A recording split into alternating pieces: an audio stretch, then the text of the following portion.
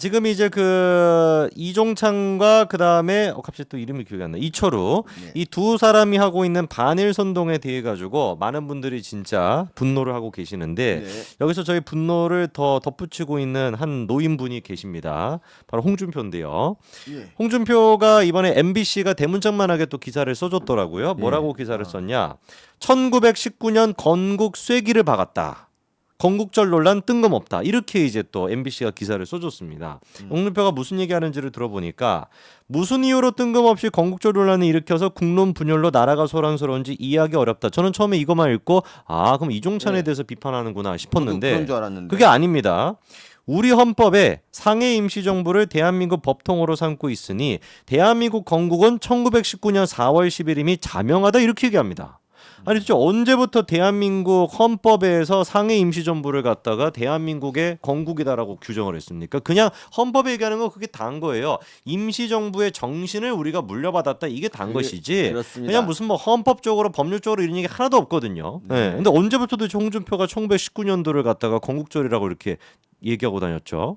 그러니까 홍준표 같은 경우는 이제 이럴 때 자기도 말을 해야 음. 이제 좀 뭔가 좀 임팩트를 보여줄 수 있으니까 음. 이런데 껴주는 것도 맞는데 이 사람이 평소에는 그러니까 뭐 후계자 싸움하고 이럴 때는 그러니까 다음 대권 싸움할 때는 이제 윤석열 대통령 편드는 척하다가 맞네요. 지금은 이게 이제 여론이 지금 여론이 윤 대통령한테 안 좋으니까 아. 그쪽에 서는 거야. 이 사람은 겁나 기회주의자예요. 사실 야, 이게 그러니까 지금 사실 지난번 전당대회 때 홍준표가 보여줬던 모습 생각해 보면은 이종찬에 대해 가지고 아주 거침없이 욕을 하고 그렇지. 윤석열 대통령 편을 들어줘야 되는데 네. 보니까 이게 또 슬머시게 또 발을 빼네요, 이 예, 인간이. 그러니까 윤 대통령을 이용해서 한동훈 대표를 약간 좀 제거하려고 하는 어. 그런 때는 이제 윤통을 지지하고 이럴 때는 이제 저쪽 반대가 가는 거지.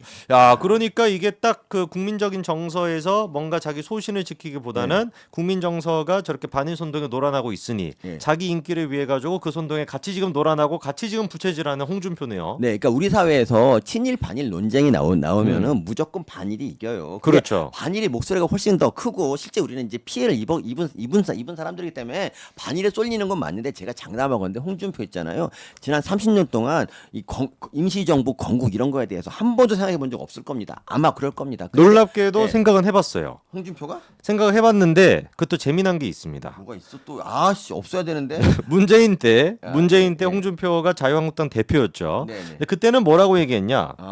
1919년이 건국이라고 주장하는 건 북한을 의식한 좌파의 주장이다 이렇게 얘기했습니다. 이철우에서 나타나는 자기 분열이 홍준표에서 나타나는군요. 그렇구나. 너무 재밌지 않습니까, 교수님? 너무- 어떻게 이렇게 말을 바꿀 수가 있죠? 진짜. 정반대예요, 180도. 역시 정치에는 어. 영원한 적도 친구도 없는 것 같습니다. 우리 영원한 자기도 없어요. 그렇지, 영원한- 자기 스스로도 분열이 되기 때문에. 자기 자신도 버릴 수 있는 게 바로 어. 정치인. 이 훌륭한 기가 막힌 게 이번에 홍준표가 했던 얘기를 들어보면요. 나라의 기본 요소는 주권, 영토, 국민이 있어야 하지만 네. 상해 임시정부는 망명정부이지만 우리 국민들이 세웠고 주권도 갖추었고 영토만 일제히 침탈된 게 아니던가요? 이렇게 얘기합니다. 네. 근데 이랬던 홍준표가 그때는 분명히 뭐라고 얘기했냐? 자유한국당 대표일 때는 네. 나라가 되려면 영토, 주권, 국가가 3대 요소이다. 1919년 상해 임시정부 당시에 그 요건을 충족한 상황이었냐라고 우리가 되돌아봐야 한다라고 얘기했습니다. 네. 어떻게 된 거죠? 1919년도 상해 임시정부가 다시 부활했나요? 새로 조건을 지금 갖췄나? 왜 이렇게 그러니까 말이 바뀌죠? 1919년을 되돌아볼 게 아니라 홍준표 자신을 되돌아봐야 되겠네요. 정말.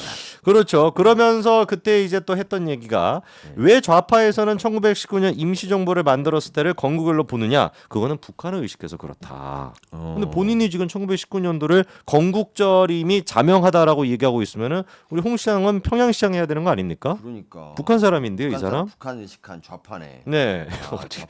이게 어떻게 돼야 되는 거죠, 교수님?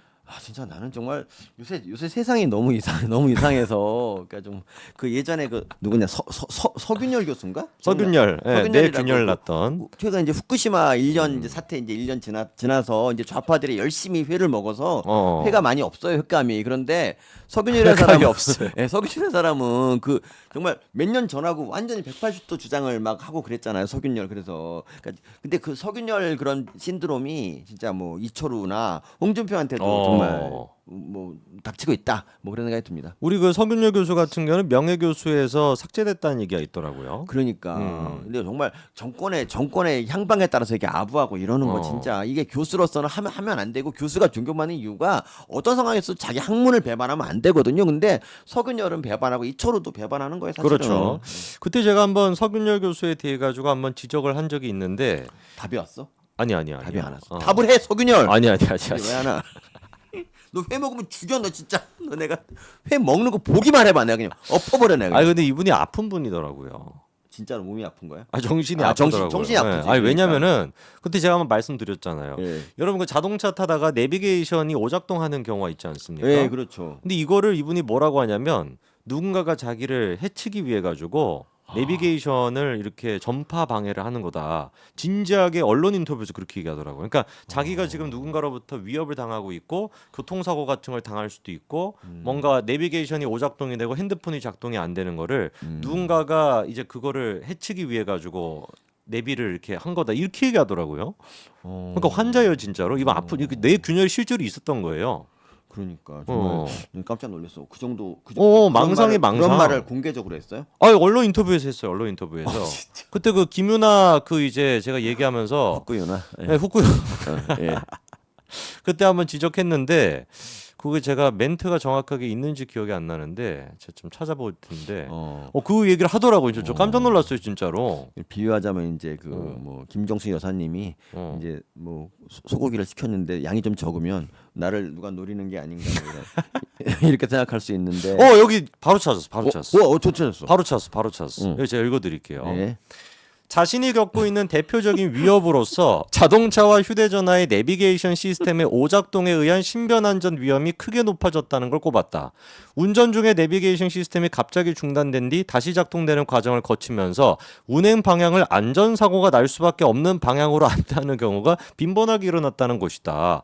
서 교수는 이 같은 상황에 직면할 때마다 누군가가 원격 조정을 통해 자신의 자동차와 휴대전화 내비게이션을 오작동시켜서 자신과 아내가 자동차 안전사고를 당하게끔 조작하고 있다는 느낌을 강하게 받았다고 털어놓았다.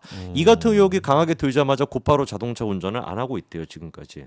휴대폰을 바꿔. 내가 보기 휴대폰이 맛이 간 것 같은데 와 이게 환자예요, 환자 진짜로. 진짜 저 깜짝 놀랐어요. 왜 그때는 이게 논란이 안 됐죠? 이런 얘기가. 와 진짜 이 망상 장애가 이런 망상장애. 거거든요. 그러니까 자기 분열이 심해지면 결국 망상 장애가 일어나는구나 생각이. 제가 봤을 때는 이종찬과 지금 이제 뭐였습니까? 그 이철우? 이름이 이철우, 예. 그다음에 홍준표 예. 다 같이 뭔가 좀 이거 해야 되지 않나. 그러니까 이종찬 같은 경우는 자기 정체성을 너무 여러 번 바꿔가지고 그런 게 일어날 법하고요. 그리고 이철우 이분도 이게 뭐 그러다 보니까 뭐 이철우는 자기 그 와이프도 질병관리청 지금 그거잖아요. 지영미 선생님. 네. 그렇죠. 야 이거 근데 어떻게 보면 가족이 전체가 윤석열 그러니까 정부에 그렇게 돼 있는데. 지영미 선생님이 의사 자격증도 있으니까 잘 치료해 주시면 좋겠습니다. 이게 치료가 참 어렵지 근데 치료가 안 되니까 이런 거지. 안 되니까 저러고 이긴 거겠죠. 그렇습니다. 오늘 저희 그래서 여기까지 한번 정리를 해보고요.